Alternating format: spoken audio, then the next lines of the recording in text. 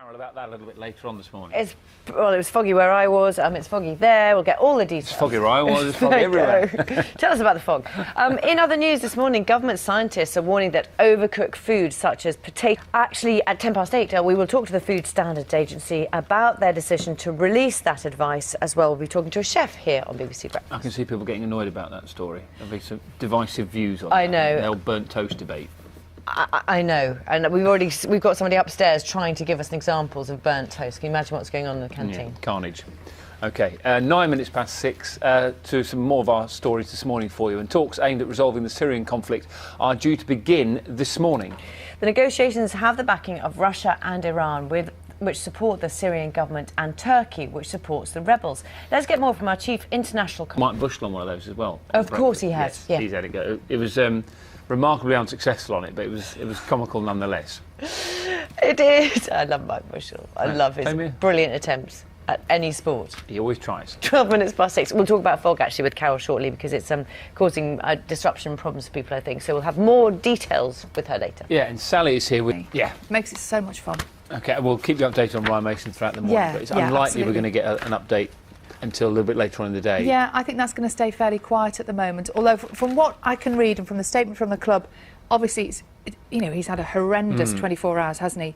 But stable is a good thing at this point. With a head injury, stable is a good thing. Very good luck to him. OK, Sal's going to stay around to have a look at some of the papers for... The other thing is, for example, they're talking about bringing the temperatures down that you cook. Can you cook a roast in a low temperature, for example? I think it's possible to achieve cooking things well at a low temperature. They're easily accessible. You can buy them on Amazon, about 50 quid. So you'd use it in a water bath first, so to heat it up, and then... Yeah, to stick to the guidelines that people are talking about now. Yeah. Then you could... This is just starchy foods, isn't it? It's not...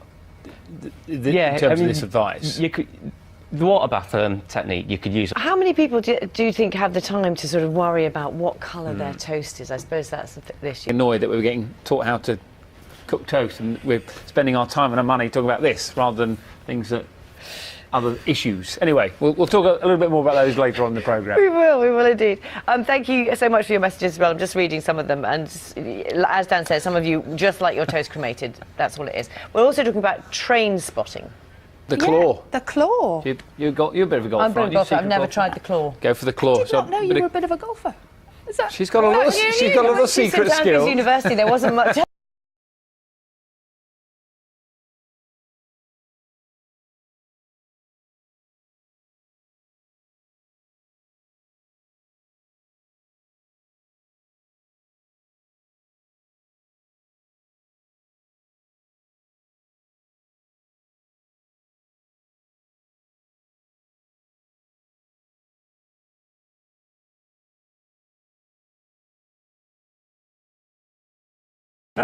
He's so matter of fact, and I know you're very good friends with Anthony Jr. Still, aren't you, to this day?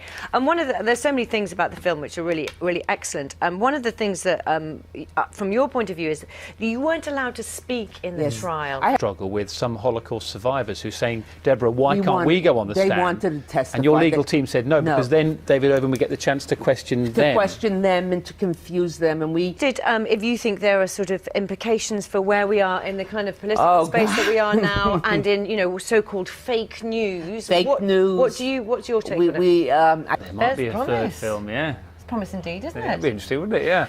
In a few moments, we'll be finding out why Prince Charles decided to help write a new Ladybird guide to climate change. But before that, it's 9 minutes past 6. Let's get a final last look at the headlines wherever you are. 9.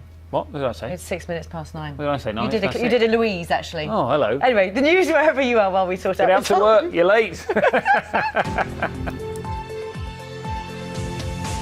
If Prince Charles be sending him a copy. I'm not sure Ladybird books have travelled to the United States before. Again, Dr. Tony Juniper, thank you very much. Pleasure. Thank you. Nice to see you. That is it from Breakfast for this morning. We are back tomorrow at 6, aren't we? Yes, we shall see you then. Thanks for watching. See you tomorrow morning. Have a good day.